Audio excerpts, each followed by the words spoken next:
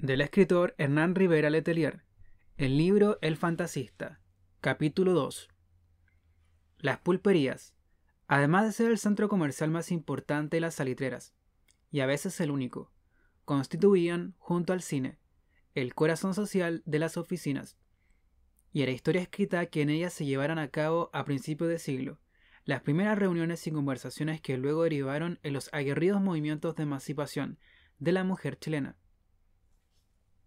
Del mismo modo, era de conocimiento popular que si alguien quería enterarse de algo, ya fuera de carácter social o laboral, o personal incluso, en casa de quien había llegado visita, qué obrero estaba listo para ascender a empleado, qué niña en edad de merecer andaba en apuros por atraso de su periodo, o quién era el patas negras que visitaba a su santa mujer mientras él hacía turno de noche.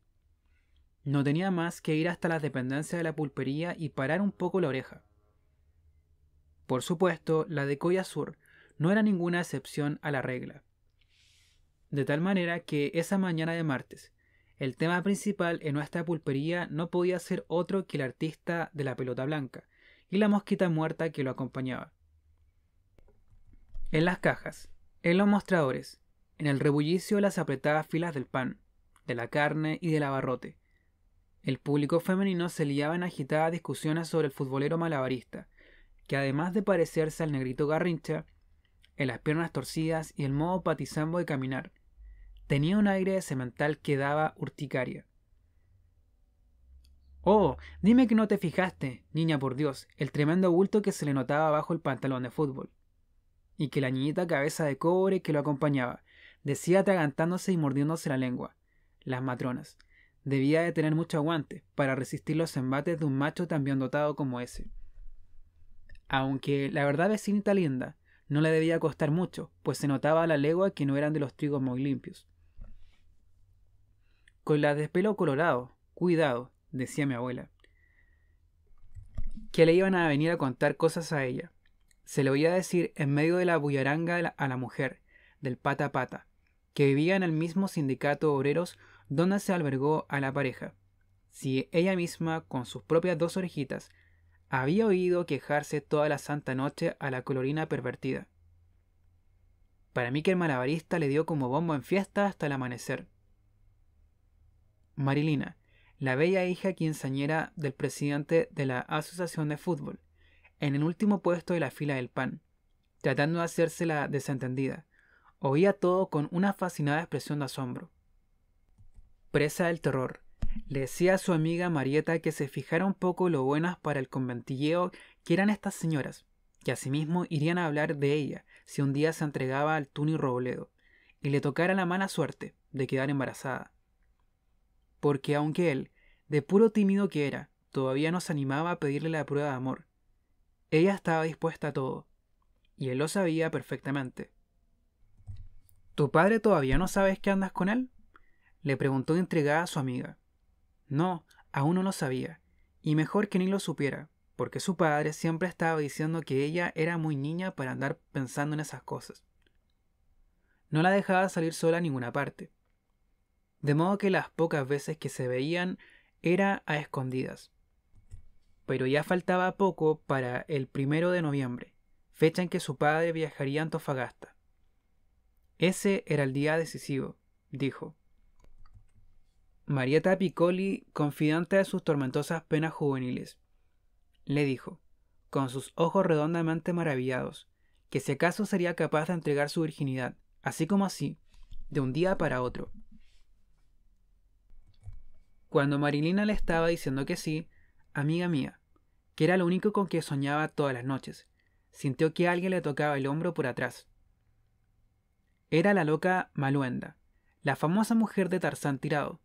Con acento desfachatado, la mujerota le pidió que le hiciera el favor, cabrita linda, de cuidarle al lado en la fila mientras iba a comprar las otras cosas para el almuerzo, que tenía que ir al hospital de María Elena a ver a su esposo, que el galgo azul estaba por salir y que ella estaba más atrasada que la cresta.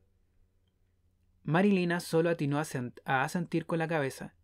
Le tenía recelo a esa mujer. Era la más lenguaraz de todas, la más impúdica. Su descaro era tal que muchas veces la había visto llegar a la pulpería, enfundada nada más que en su descolorida bata de levantarse. Mientras la loca Maluenda iba de una fila a otra, encargando helado y haciendo las compras. No dejaba de alonear a las mujeres para que asistieran al partido el domingo. Había que desquitarse de esos hijos de mala madre, a como diera lugar. Tenían que pagar caro lo que le hicieron a su marido. Además de ganarle, hay que pegarles, reclamaba, que ojalá el maromero de la pelota se quedara a jugar por el equipo, ya que, según los hombres, con él en la cancha era seguro que goleábamos a esos maricones, come tierra. Ya lo van a ver, les vamos a ganar y los vamos a fletar, vociferaba sin ninguna clase de remilgos. Solo era cosa que los jugadores hicieran lo suyo en la cancha, que ya se iban a asegurar ellas, las mujeres de la barra, de partirles el hocico al término del partido.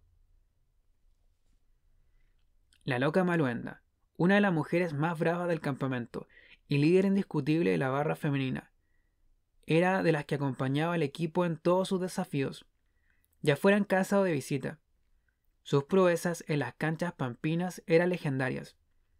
Todavía se hablaba de aquella vez cuando, en un encuentro con la selección de Rica Aventura, entró al campo de juego, en el mismísimo reducto de los ricaventurinos, y le partió la cabeza con el taco de su zapato al wing derecho de los dueños de casa, cuando éste, en un foul más grande que un camión, lesionó gravemente a Tarzán tirado. Enfurecida como loca de manicomio, de pasadita agarró a zapatazos al árbitro por no haber expulsado al agresor, y a 2 carabineros que la trifulca, por querer sacarla del campo de juego, le pasaron a agarrar sus descomunales pechos. A mí las tetas me las toca mi puro marido, pacos gorriados, gritaba furibunda, mientras repartía zapatazos a diestra y siniestra. A mí, mi puro marido, era una frase con que la loca Maluenda acostumbraba a pavonearse en público, pese a que todo el campamento podía dar testimonio fidedigno de las desvergonzadas y periódicas quemadas de espinazo que le hacía a nuestro pobrecito guardaballas. Como los carabineros del campamento habían sufrido en carne propia las furias de la mujer en los partidos de la competencia local, se andaban con cuidado con ella. La loca Maluenda, con sus ajustadas faldas, a media pierna, batiendo sus escolares plumeritos de papel, y entonando cánticos y gritos de guerra, y jorobando a todo el mundo con la infantil costumbre de celebrar los goles, lanzando puñados de tierra al aire.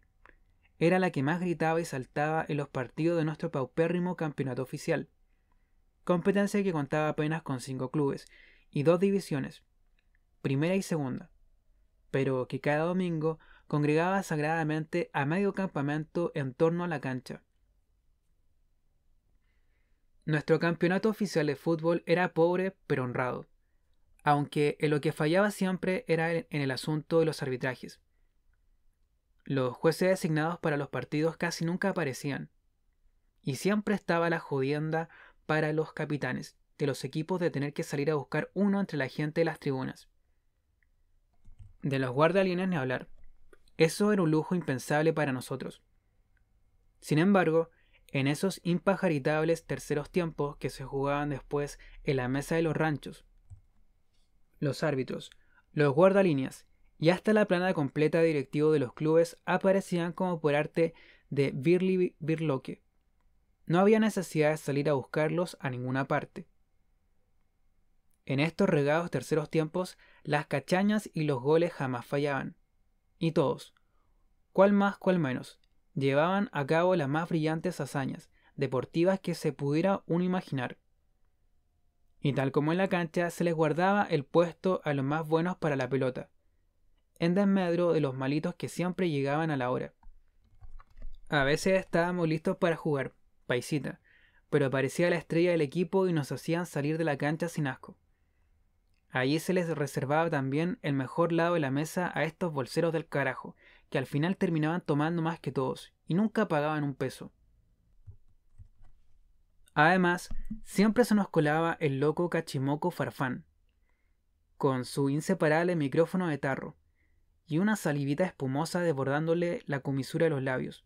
Se paseaba entre las mesas entrevistando a jugadores, árbitro y cuerpo técnico. O, a pedido de la audiencia, se encaramaba sobre el mesón y se ponía a repetir de memoria el relato de los goles y las jugadas más importantes del partido.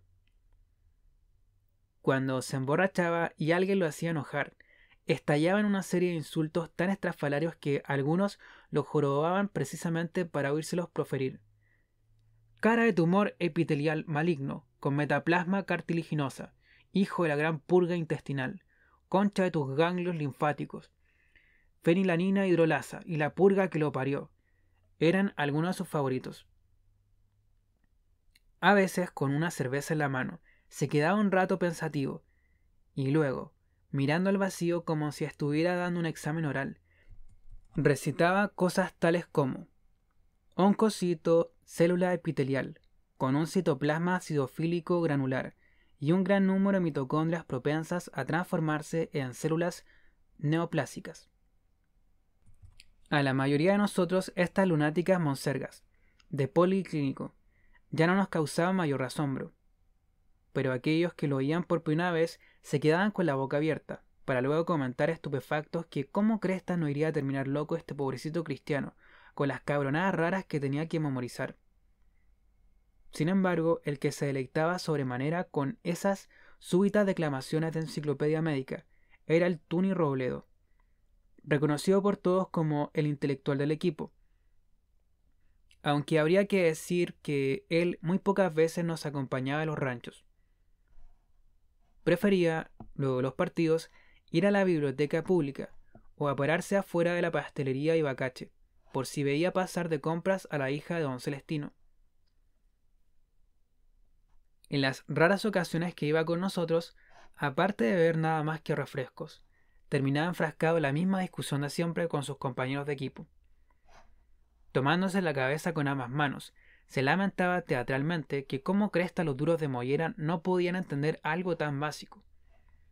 Que de haber convertido ese gol que me farrié al comienzo del partido, tal vez no hubiésemos ganado 3-0 como ustedes dicen, y ni siquiera 2-0 como ganamos al final, sino que incluso podríamos haber perdido 2-1, o 4-2, o haber empatado a 11. ¿O qué mierda sé yo? Hasta podría haber sucedido que el encuentro se suspendiera por el aterrizaje de un platillo volador en el círculo central de la cancha.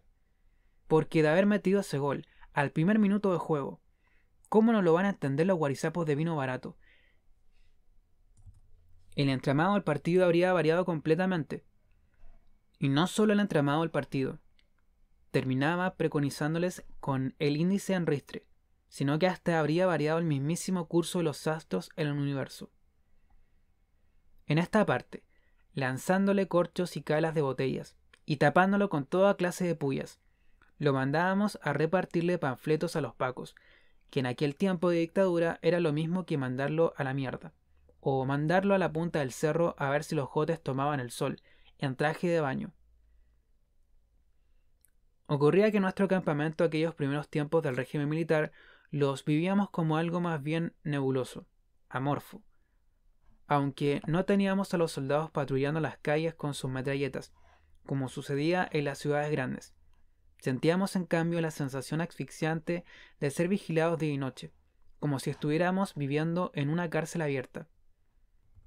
Por los días del golpe tampoco hubo mayor drama, comparado con otras salitreras en donde se fusiló, se torturó y se hizo desaparecer gente. Aquí le apretaron un poco las clavijas a 4 o 5 trabajadores conflictivos, de esos que hablaban fuerte en el sindicato, y aparte los disparos de amedrentamiento que los 4 carabineros de la dotación efectuaban después del toque de queda. La vida siguió su curso casi normal. Pero era ese casi lo que nos perturbaba.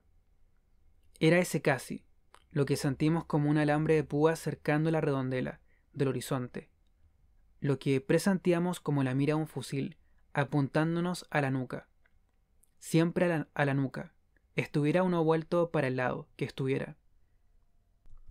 Cuando a media mañana nos apersonamos por el sindicato a saludar a la pareja, notamos al fantasista de no muy buen talante, visiblemente preocupado, luego de agradecer con un gruñido el paquete de ropa usada que con mucho cariño y buena voluntad les recolectamos entre todos. Para él un par de pantalones, 3 calzoncillos y 2 camisas de cotelé. Para ella un vestido de tefatán, 2 sostenes rosados y una chalequina de lana, tejida a moños. Dijo que la parientita no se sentía bien de salud. Había pasado la noche en vela, y él creía que no iba a resistir hasta el domingo. Ustedes viven en una verdadera caldera, dijo en tono de regaño. Como nosotros teníamos que echar mano a todos los recursos para retenerlo, le ofrecimos llevar a la mujer al policlínico.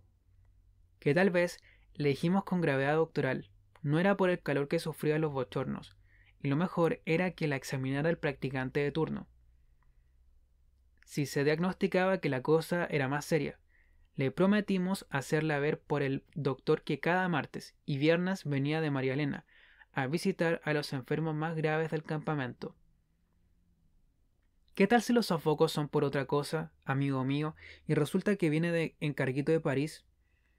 Se aventuró a conjeturar en un tono sentimentalón don Celestino Rojas. Expedito González se le quedó mirando como se miraría a un idiota tratando de explicar la teoría de la relatividad. Pero no dijo nada. Solo cambió de tema y expresó que tenía otro motivo de queja. Esta queja, que a nosotros nos pareció más pose de artista que otra cosa, era porque al despertar esa mañana en el salón sindical se dio cuenta que no había cerrado la puerta de la calle.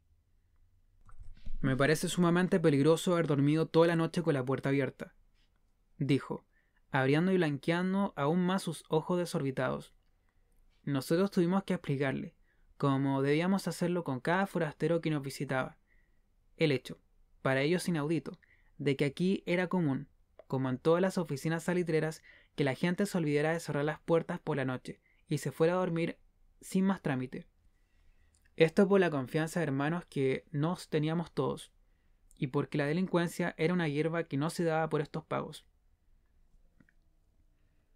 Ya usted se dará cuenta de que aquí la gente vive y muere con las puertas abiertas y el corazón idem, le dijo orgulloso Juanito Caballero, el utilero de la selección. El sindicato obrero se alzaba justo en medio de la corrida del comercio. Su salón principal contaba con mesa de billar, mesa de ping-pong y varias mesitas para juegos de manos. Esa mañana, en el pizarrón para citar a la asamblea y dar a conocer notas del sindicato, amaneció una invitación ajena a los asuntos laborales. Con tiza amarilla y blanca, los colores oficiales de Coya Sur, se invitaba a todo el mundo para el domingo 2 de noviembre, a alentar al equipo de la selección en el último partido que se llevará a efecto en nuestra querida cancha. El letrero, escrito con la letra desparratada del pata pata, pero redactado a medias con don Celestino Rojas, terminaba con una educada expresión típica del presidente de la asociación deportiva. Hay que hacerles morder el polvo de la derrota a los señores cometierra. Después del almuerzo, luego repetir junto a la colorina todo el ceremonial del día anterior, Expedito González se instaló a ejecutar su acto de exhibicionismo ahora frente al mismo local del sindicato. Y esta vez, porque ya todo el campamento sabía de su presencia, logró reunir a mucha más gente. En verdad, el hombre hacía prodigios con su pelota blanca.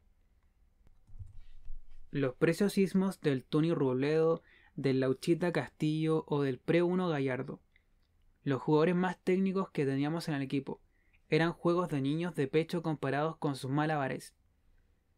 Cachimoco Farfán se apareció ese día por el sindicato, y para el deleite del público se dedicó a relatar efusivamente los pormenores de la función.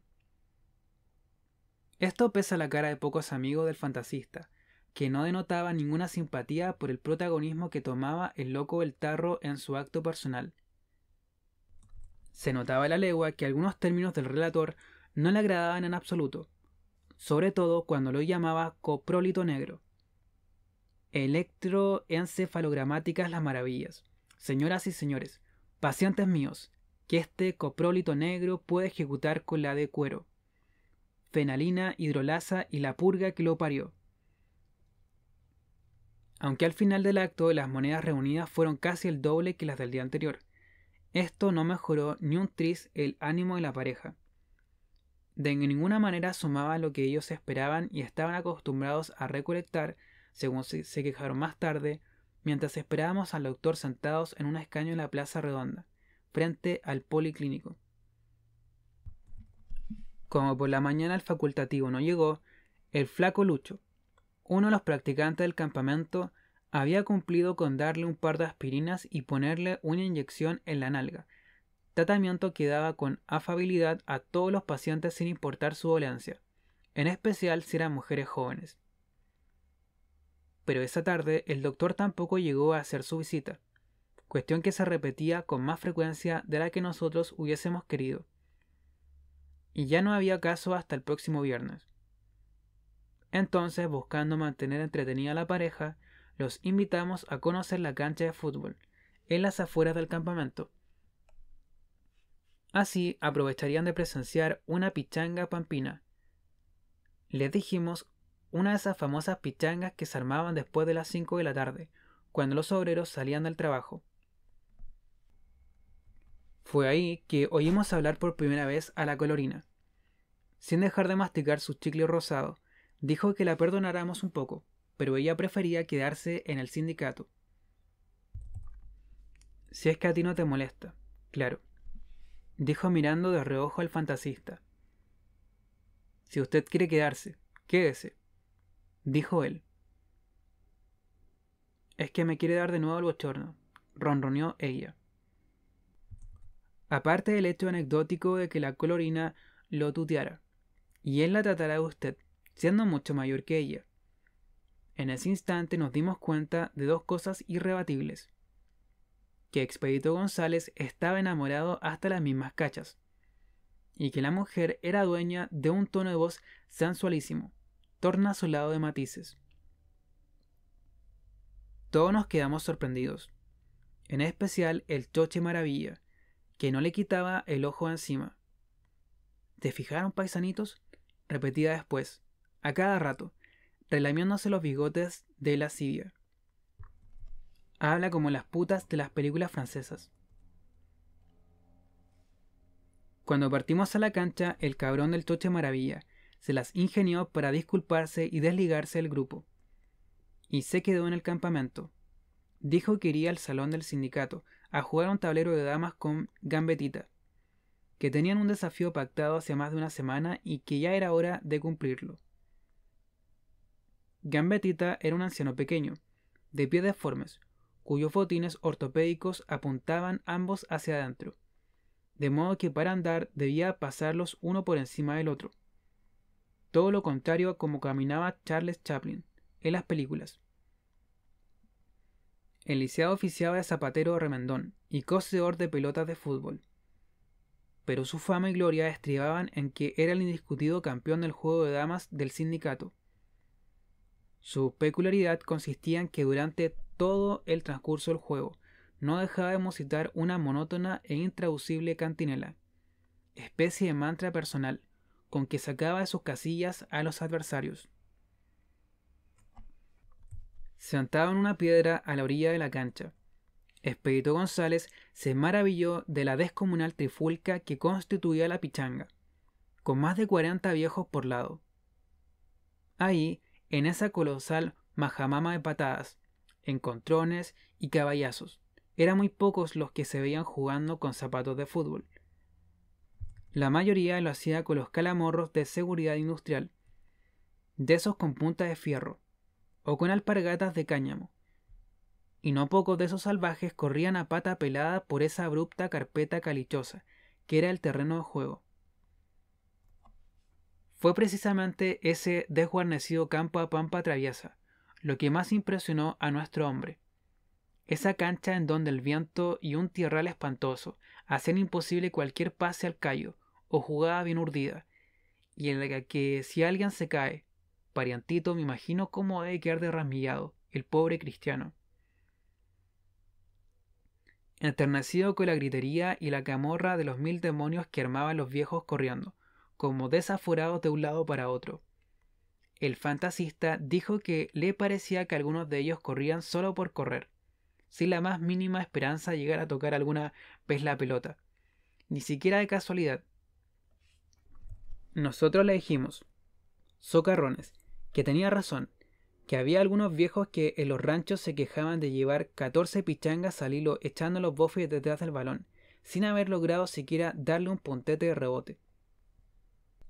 Como el hombre estaba visiblemente emocionado ante esa tracalada de animales vociferando y corriendo sin ton ni son a lo largo y ancho de la cancha, una especie de ternura filial empañaba sus ojos de orate. Aprovechamos de machacarle de nuevo la invitación a que se quedara al partido el domingo. Apuntando a la cancha, le dijimos que se diera cuenta un poco por qué queríamos que jugara por nosotros, que los come tierra, además de quedarse con los mejores deportistas que llegaban a la Pampa, se daban el lujo de tener un estadio con todas las comodidades reglamentarias, cerrado, con luz artificial, galerías techadas, caseta de control y camarines con duchas, mientras nosotros teníamos que conformarnos con este peladero infernal, en cuyos pringosos camarines de latas no había baños ni agua potable, de modo que además de traer el agua en botellas para tomar en los entretiempos, teníamos que irnos a la casa todos cochinos. Y como él estaba comprobando con sus propios ojos, la tribuna era tan pequeña, 3 graderías de no más de 10 metros de largo, que la mayor parte de los espectadores debían conformarse cada domingo con ver los partidos parados a la orilla de la cancha. En un claro tono de sarcasmo le dijimos que el mayor confort que ostentaba nuestro campo de juego, para que usted vea cómo están las cosas, amigo expedito, nos lo había proporcionado la madre naturaleza, con ese crispado algarrobo que creció detrás de los camarines, a cuya exigua sombra nos tendíamos en los entretiempos, muertos de cansancio y deshidratados completamente por los 46 grados de temperatura con que a veces se jugaban los partidos. Y para terminar de congraciarnos con el hombre, arrejuntamos algunas piedras grandes y nos sentamos en torno a él, y le contamos un par de las más pintorescas bataholas armadas en los partidos, con los cometierra. Partidos que terminaban siempre, aquí o allá, con las visitas correteadas a Peñascaso limpio, por los 7 kilómetros de pampa traviesa, que separaban un campamento del otro. Como aquel partido amistoso jugado en su estadio, en el que nos iban ganando 3-0, y a los 40 minutos del segundo tiempo se cobró un penal a favor nuestro, y los grandísimos hijos de puta, negándose a que siquiera hiciéramos el gol del honor, pincharon la pelota, que era de nosotros, con el mismo clavo de 4 pulgadas con que su back centro había repartido puncetazos a los glúteos durante todo el partido. El tipo solo se desquitaba de un encuentro anterior, en donde uno de los nuestros entró a la cancha con una bolsita de azufre, y en un córner en que éste se adelantó a cabecear, le echó un puñado en los ojos, que lo tuvo media hora a un costado de la cancha, echándose agüita. Y luego de pinchar nuestro balón, por supuesto que escondieron el suyo, y como no había otro en el estadio, el árbitro se vio forzado a dar por terminado el match. Al final, para completar la infamia, terminaron como siempre correteándonos a pedradas por la pampa. De más está decir que en el partido de vuelta nos desquitamos como Dios manda. Faltando pocos minutos para el final, cuando apenas nos iban ganando 1-0. Siempre nos ganaban por goleada. En un contragolpe mortal, el centro forward de ellos se pasó a 2 defensas y dejó tirado en el camino a Tarzán Tirado, que le salió a cortar fuera del área grande. Y cuando ya enfilaba solo contra el arco desguarnecido, apareció Marcianito, el niño más malo de la pampa, quien, instruido por el pata pata, le tiró su monopatín de palo por las canillas, tomó la pelota y salió con ella hecho una bala hacia el campamento. Como el balón les pertenecía, toda la gente de María Elena echó a correr detrás del crío. Si ustedes vieran, amables escuchas, pacientes míos, vociferaba entusiasmado Cachimaco Farfán, a la orilla de la cancha. Si ustedes vieran cómo la oncena de jugadores y la barra en patota, y hasta los mismísimos dirigentes, con sus cebosos ternitos negros y sus corbatitas rojas, van corriendo como espermatozoides en pos del óvulo fecundador. Si ustedes vieran cómo estos piogénicos van echando los bofes detrás de ese pobre angelito. Pero los perseguidores, Nada pudieron hacer cuando Marcianito llegó hasta las primeras casas de la calle 18 de septiembre y se trepó por los techos que se conocía de memoria, acostumbrado como estaba a gatear por las noches mirando mujeres desnudas por los portillos de las calaminas, y se perdió por los callejones del otro lado. La pelota de nosotros, por supuesto, que se hizo humo, y el partido tuvo que suspenderse. Acto seguido, y para no perder tan sana costumbre, procedimos a corretearlos olímpicamente por los desmontes de la pampa, hasta las lindes mismas de sus casas. En un momento, mientras le contábamos todo esto al hombrón, la pelota de los pichangueros fue despejada de un violento puntete hacia un costado, y llevada por el viento, se perdió en los desniveles de la pampa. Como el jugador que fue en su busca se demoraba en hallarla, alguien desde la cancha le gritó a Expedito González: «¡Presta la tuya mientras tanto, viejito!». El fantasista hizo un gesto negativo con la mano, y refunfuñó por lo bajo: «Ni que estuviera loco, parientito». Luego, a modo de excusa, nos dijo que la esférica blanca era su herramienta de trabajo, que por lo mismo no la prestaba por nada del mundo, a nadie. «Es como si fuera mi amante», dijo, y acariciándola casi venéreamente, nos explicó que conocía sus costuras, sus peladuras y sus 32 cascos mejor que las propias líneas de sus manos. Como para ratificar esa relación casi obscena con su pelota, se puso a contarnos de cómo llegó a convertirse en fantasista. A la edad de 5 años había comenzado a ensayar sus primeros malabarismos con una pelota de trapo, en uno de los barrios más pobres de Temuco. Después pasó a una de plástico, de color verde, que halló abandonada a orillas de una acequia, cerca de su casa. Luego, al cumplir 6 años, en una de sus últimas navidades junto a su padre, éste le regaló una de goma, de esas con estrellitas, y que fue ya de grande en la primera exhibición de su talento en el estadio de Temuco, que los jugadores del club le donaron su primera pelota de fútbol, usada y toda descosida, claro, pero una pelota de verdad, y profesional. Esa pelota la había hecho durar años cosiéndola, lubricándole las costuras con grasa de animal y parchándola no sabía cuántas veces. Hasta que un buen día, justo cuando la pobre ya no daba más de vieja, y se le asomaban las tetillas del Blas por todas partes, lo invitaron a su primer programa de televisión, en donde le regalaron esta esférica blanca, flamante, que se convirtió en su máximo orgullo, y que cuidaba tanto como si fuera parte de su mismo cuerpo. «La cuido más que mis compañones», musitó en un extraño dejo de abatimiento, nublándole la mirada. A la vuelta de la cancha nos enteramos de una importante asamblea sindical, programada para el día siguiente. En ella se daría cuenta de las últimas novedades respecto al cierre de Collasur. Los pronósticos no eran muy favorables y la gente se hallaba pesimista. Mientras la pareja tomaba onces en la cocina del sindicato, invitados por la mujer del pata pata, en la mesa nos hablaba de otra cosa. Iba a ser demasiado triste para todo el mundo abandonar el campamento.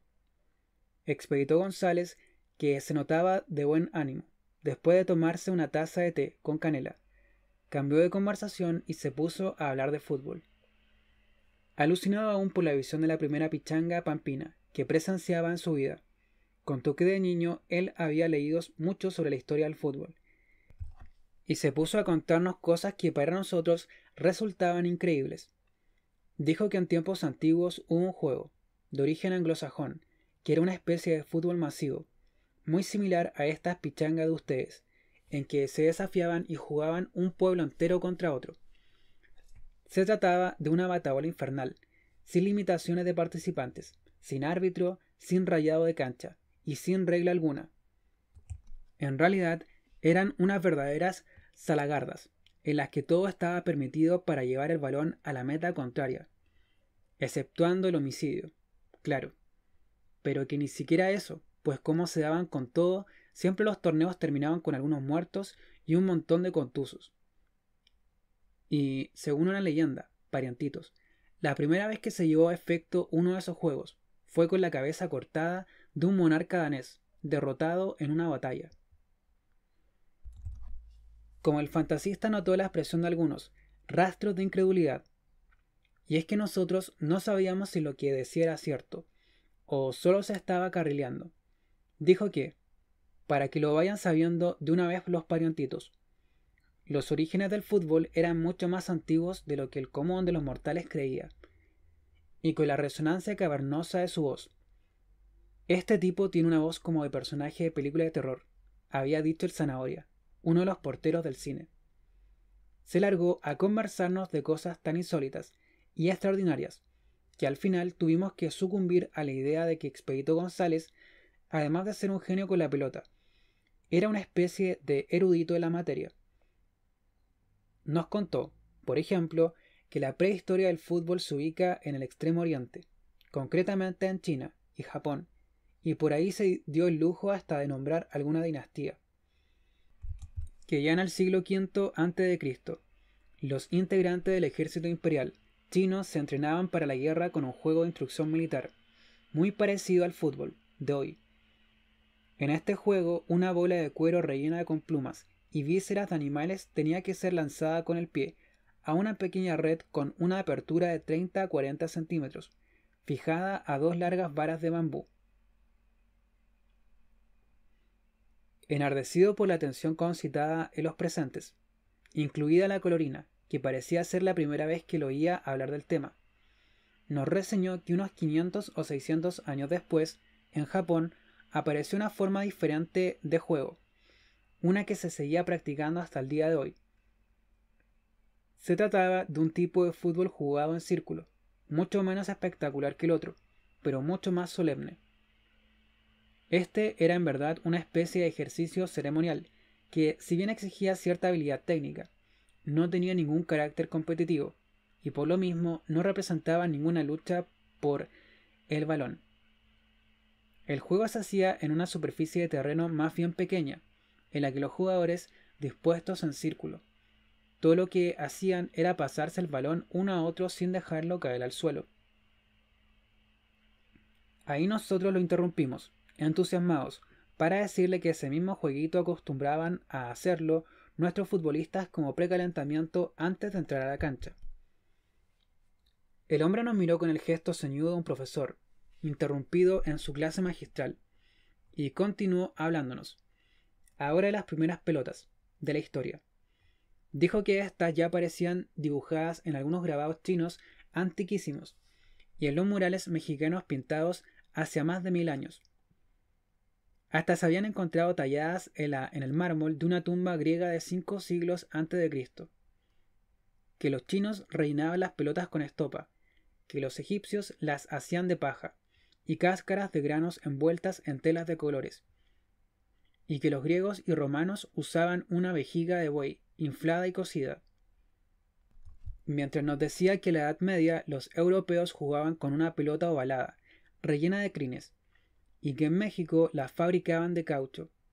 El fantasista se dio cuenta de que Cachimalco Farfán cabeceaba de sueño despatarrado en una silla. Entonces, sin dejar de hablar, se le acercó sigilosamente. Le arrebató la naranja que el loco tenía en las manos, y para asombro y regocijo de los ahí presentes, se puso a hacer sus funambulismos con la fruta como si fuera el mejor de los balones profesionales. Ya por la noche, mientras nos hallábamos encerrados en el salón del sindicato, viendo como el compañero Patapata sudaba la gota gorda, tratando de escribir sin falta de ortografía la citación sindical en la pizarra. Tras llamar por la puerta del callejón, entró don Benigno Ramírez. Llegó invitando a todo el mundo al Huachipato. Traía el último long play de Miguel Aceves Mejía bajo el brazo y quería oírlo por los parlantes del rancho. Aunque todos sabíamos que eso era nada más que un pretexto del hombre para tener con quien conversar un rato. Don Benigno Ramírez era un solterón gentil y solitario, que, además de ser un conversador impentinante y uno de los pocos hombres que aún usaba sombrero de paño, tenía gran afición por el arbitraje. Siempre se ofrecía cuando los capitanes de equipo recorrían la tribuna en busca de alguien que le dirigiera el encuentro.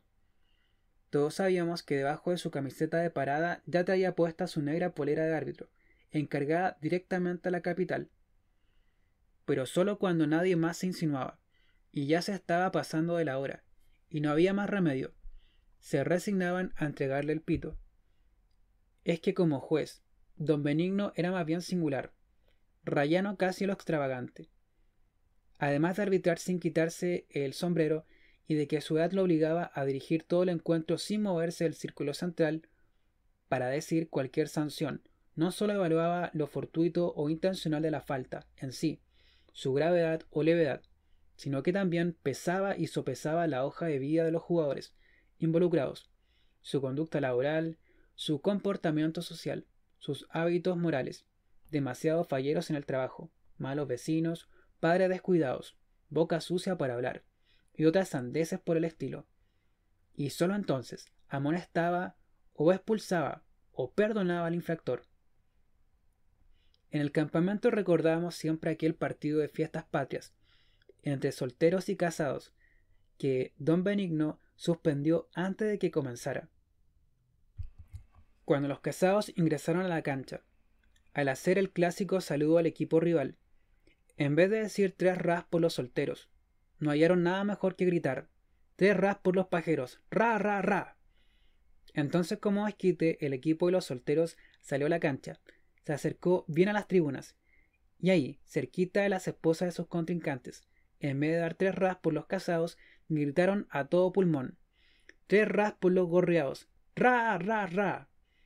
Don Benigno Ramírez, que ya se hallaba listo y dispuesto en el centro de la cancha, de inmediato tocó el silbato y suspendió el partido por faltas a la moral y conducta indecorosa de ambos equipos. ¿Qué se habrán imaginado?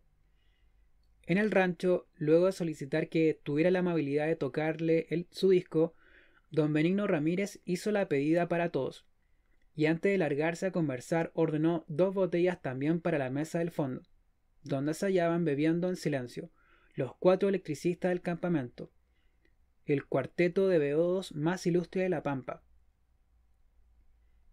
Los temas recurrentes de don Benigno eran 2, el trabajo y el arbitraje, en ese orden, y esa noche, para hastío de todos, estaba cargado hacia el del trabajo.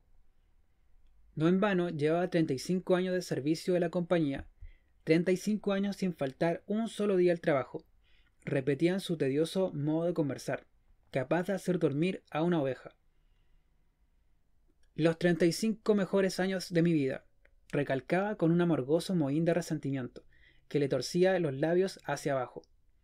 Había entrado a trabajar a los 15 como mensajero de la casa de fuerza, y su responsabilidad y su lealtad a toda prueba le habían hecho merecedor no solo de este precioso reloj que ustedes ven aquí, merecimiento que, para que ustedes sepan, amiguitos, muy pocos empleados logran alcanzar, sino también de que en cada aniversario de la compañía fuera elegido como el mejor trabajador del año.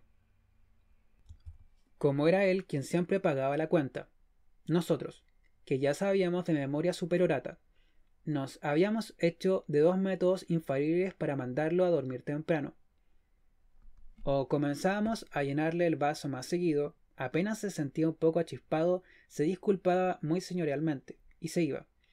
O nos poníamos a hablar cochinadas en la mesa. En este último caso, tras largarnos un sermón sobre el decoro, la esencia y las buenas costumbres, se despedía con aspereza y se retiraba a su camarote del pasaje Caupolicán. Eso fue lo que ocurrió esa noche, al oír al Choche Maravilla contándole al fantasista que aquí gancho, cómo las casas eran de puras calaminas, todos teníamos un hoyito secreto para espiar las fornicaciones de los vecinos. Don Benigno, recatado y pudoroso, tomó su sombrero y dijo que lo sentía mucho. Amiguitos, pero la charla se estaba volviendo obscena y por lo tanto él se retiraba a sus aposentos. Apenas el hombre se paró de la mesa, se nos desató la lengua y nos largamos a hablar resueltamente de lo que constituía el tema predilecto en los ranchos y cantinas de las salitreras. El gorreo, los cuernos, la comida de color, la quemadura de espinazo o el zapateo de nuca, que eran algunos apelativos con que se conocía el pecado de la fornicación. Expedito González y la colorina nos quedaron oyendo incrédulos y perplejos cuando le contamos la historia, ya clásica en la Pampa, de la mujer que copulaba con su vecino por un agujero hecho en una de las latas de la cocina. Cosa que por lo demás, ganchito, había sido narrado en un libro publicado hacía muy poco, una novela llamada Pampa Desnuda, cuyo autor, Humberto Sánchez, la escribió con conocimiento de causa, pues había trabajado por un tiempo como jefe de bienestar en la oficina José Francisco Vergara. Picaneado por el vino y la conversación, esa noche Expedito González nos contó algo más acerca de su vida. Era oriundo de Temuco, fue hijo único, y su madre había muerto durante el parto. Dicen que cuando me sacaron mi madre ya estaba muerta. Después, cuando era apenas un peneca, que no llegaba aún a los 7 años, su padre murió de un ataque al corazón, y él se quedó solo en el mundo, pues no tenía hermanos, ni abuelos, ni tíos, ni ningún pariente que conociera. Que su viejo toda la vida había sido un hincha fanático del Green Cross, y que las tardes más hermosas y felices que él recordaba fueron esas cuando su equipo venía a jugar a la ciudad, y con pitos y banderas y paquetes de palomitas confitadas, su padre lo acompañaba al estadio. Claro que a él le hubiese encantado que, en vez de llevarlo de la mano, lo enarbolara sobre los hombros, como hacían con sus hijos los demás padres, pero lamentablemente él nunca pudo hacerlo. Cuando, picados por la curiosidad, le preguntamos la razón de que su padre no pudiera hacer un gesto tan afectuoso como llevarlo a caballo, sobre sus hombros, Expedito González guardó silencio. Después cambió de tema y dijo que al día siguiente proseguirían viaje. Que por favor no trataran de disuadirlo, que si de él dependiera se quedaba unos días más, pero que la parientita no hallaba la hora de irse. Alguien entonces dijo por lo bajo que la única solución que nos quedaba era pololearse a la pelirroja. No había otra. El Choche Maravilla, que se había pasado la tarde rondándola mientras el fantasista se hallaba en la cancha, dijo que no se preocuparan, que a esa puerquita desmemoriada él la tenía lista y adobladita para manducársela. Que de esa noche no pasaba. La tengo a punto de caramelo, dijo en tono sobrador. Le voy a hacer recobrar la memoria en el ring de 4 perillas. Poco después de medianoche hizo su aparición el California, de impecable terno blanco y camisa negra, su clásica pinta de artista, y su ensortijada melena de gitano. El California venía llegando a sus vacaciones en Antofagasta. Como acostumbraba hacerlo, entró empujando fuerte las batiantes y se detuvo mantecosamente a la entrada, a ver de qué mesa lo llamaban primero. Por supuesto que lo invitamos de inmediato. El California hizo un saludo general con el signo de los hippies. Se instaló en la mejor silla, se mandó 2 tragos al seco, y luego solicitó un cigarrillo para él y otro para la oreja. Él nunca gastaba un peso en los ranchos. Después, a pedido de los presentes, se mandó a cantar la primera canción de la noche, tal y como a él le gustaba hacerlo, llevando el ritmo en la cubierta de la mesa y haciendo la mímica de los grandes cantantes de moda. En verdad, al California no había que rogarle mucho para que se largara a interpretar su vasto repertorio de canciones románticas. Cuando, luego de los 3 primeros temas, arrancó con Tocopilla Triste, su caballito de batalla, todos en la mesa nos dimos cuenta de que le habíamos pegado el palo al gato. La colorina, como si algo le hubiese hecho clic en el cerebro, primero se sobresaltó, luego se quedó oyéndolo y viéndolo como caída en trance, y después, cuando el California inspiradísimo le cantó unas estrofas, mirándola directo a los ojos, una sonrisita lasciva se le dibujó en sus labios acorazonados. Al terminar la canción, mientras el fantasista, visiblemente inquieto, bebía más de la cuenta y miraba a la colorina de reojo, ella se fue a sentar junto al cantor y se pasó todo el resto de la velada dedicándole los más grandes globos de su chicle rosado. En un momento, en medio de la conversadera y las risotadas y los brindis a vaso chocado, el California y la colorina desaparecieron de la mesa. Se hicieron humo. A alguien le pareció haberlos visto salir por la puerta chica, la que daba a los callejones. 20 minutos después reaparecieron. Se lo notaba en el puro modo de comer chicle, que este era putita de nacimiento. Comentó, herido en su amor propio, el choche maravilla. Esa noche nos quedamos hasta tarde en el rancho, hasta que Samuelito, el hermano de la señora Emilia, un atildado profesor particular de modales más bien finos, terminó por echarnos con viento fresco a la calle. Y buenas noches los zapallos tungas. Vayan a acostarse, o mañana se van a quedar dormidos. Las cosas en la compañía no están para bollos. Mientras salíamos, Samuelito se acercó al California. Lo tomó de una chuleta, tal como solían hacerlo cuando fue su alumno, y en un tono de paternal reprensión le preguntó al oído qué era lo que hacía el zapallo tunga con esa colorina descarada en la oscuridad del callejón.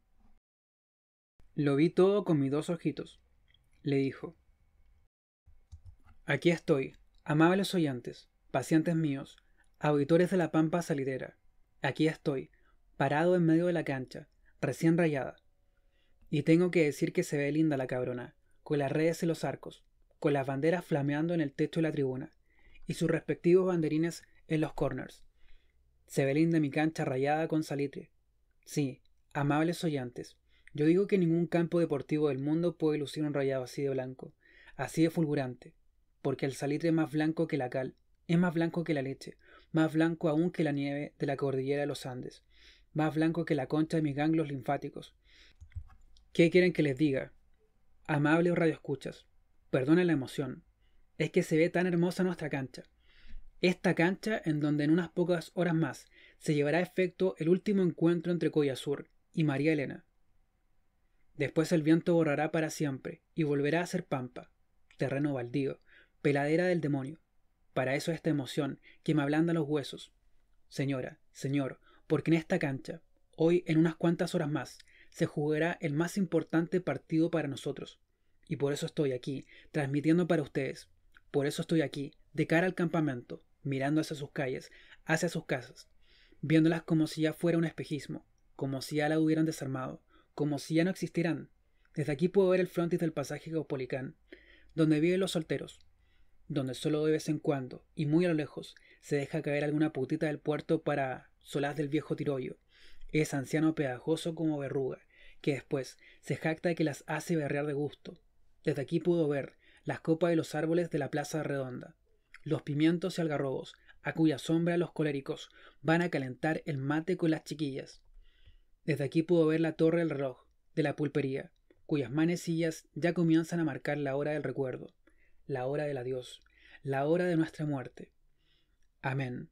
Fenalina, hidrolasa y la pústula maligna, la hora de cuanto todo esto, como les digo, no sea más que un yerno pedragoso, un calcinatorio del infierno, un desolado paisaje en donde alguna vez los arqueólogos del futuro vendrán a escarbar como los perros y descubrirán que aquí hubo vida, que aquí se hizo historia, que aquí vivió y transmitió para todos ustedes el más grande locutor deportivo de todos los tiempos, el gran Cachimaco Farfán, el mismo que en estos instantes está llorando, por adelantado, el desaparecimiento de nuestra querida oficina. Sí, amables oyentes, perdonen la emoción, pero uno es de carne y hueso, uno es collino de alma, corazón y vida. Como dice el balsecito, uno es collino hasta los streptococos.